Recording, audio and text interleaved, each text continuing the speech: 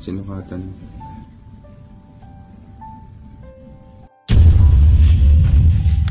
Sa video na ito, ating pag-uusapan ang kumakalat na kontrobersyang kinasasangkutan ng kapuso veteran actress na si Carmina Villarroel.